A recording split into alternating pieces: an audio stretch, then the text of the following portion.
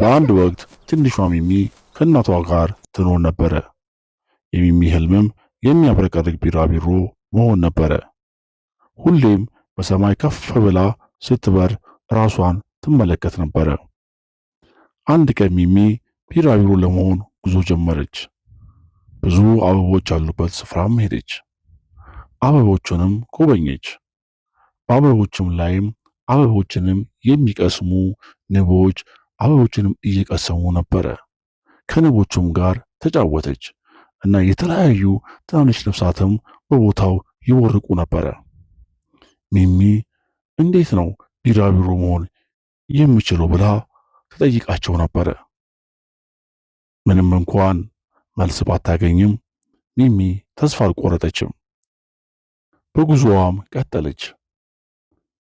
አንድ ቀን ከትልቅ ሸረሪት ጋር ተገናኘች። ሸረሪቱም አንቺ ትንሽዬ ነፍሳት ለምን እንደ ቢራቢሮ ለመብረር ትፈልጊያለሽን? ብሎ ሸረሪቱ ጠየቃት።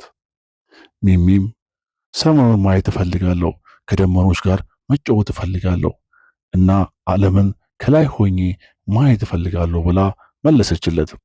ሸረሪቱም የሚሚ ድፍረት አደነቀና በቢራቢሮ ክንፍ መብረር እንድትቺ የሚያስችል አስማታዊ ድር እሰራልሻለሁ ብሎ ሸረሪቱም ለሚሚ አስማታዊ ድር ሰራላት።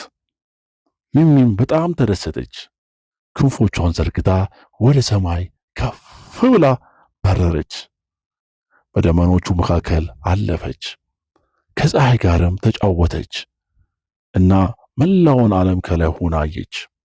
ሚሚ የቢራቢሮ ህልሟ እውን ስለሆነ በጣም ተደሰተች።